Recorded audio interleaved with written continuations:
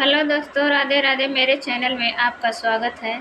मैं आपके लिए एक बहुत अच्छे गीत लेकर आई हैं, तो मैं वही गाने जा रही हैं। अच्छा लगे तो कमेंट में ज़रूर बताना और मेरे वीडियो को लाइक शेयर सब्सक्राइब करना मत भूलिए दोस्तों। मेरे वीडियो को चलाइए, पूरे फुल वॉच में चलाइए और वीडियो को देखते रहिए और कमेंट करते रहिए। और मेरे चैनल को सब्सक्राइब नहीं किए हैं तो लाइक करिए, सब्सक्राइब करिए। जय श्री राधे राधे राधे।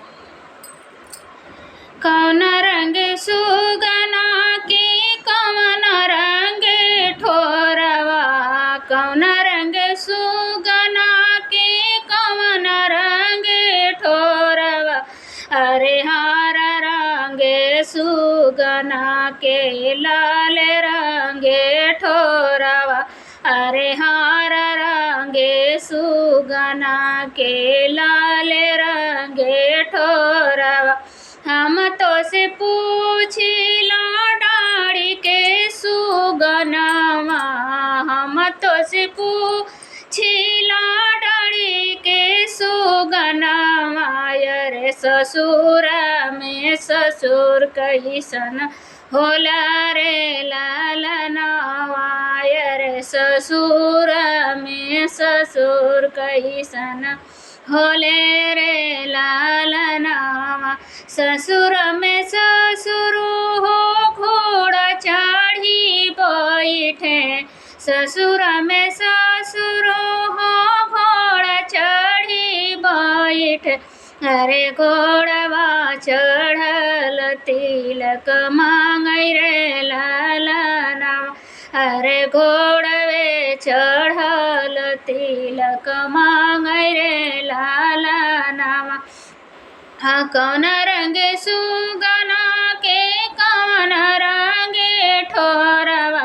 अरे हार रंग सुगना के लाल रंग ठोरवा।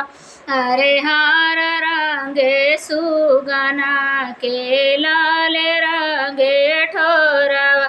हम तो से पूछिला डाड़ी के सुगनावा, हम तो से पूछिला डाड़ी के सुगनावा। अरे ससुर में भसुर कैसन होले रे लालनावा। अरे ससुर में भसुर कैसन होले रे लालनावा। ससुर में भसुर हो हाथी चढ़ी बैठे, अरे हथिया चढ़ल तिलक मांगै रे लालनावा। अरे हथिये चढ़ल तिलक मांगै रे लालनावा।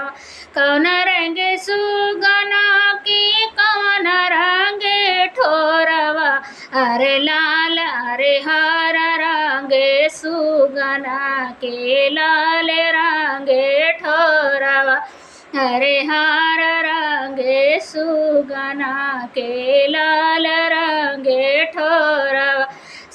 हम तो से पूछिला डाड़ी के सुगनावा। अरे ससुर में बर कैसन होले रे लालनावा। अरे ससुर में बर कैसन होले रे लालनावा। ससुर में दूल्हा डोली चढ़ी बैठे, ससुर में दूल्हा डोली चढ़ी बैठे। अरे डोलिए बैठल दुल्हन मांगे रे लालनावा। अरे डोलिए बैठल दुल्हन मांगे रे लालनावा। कौन रंग सुगना के कौन रंग ठोरवा। अरे हर रंग सुगना के लाल रंग ठोरवा।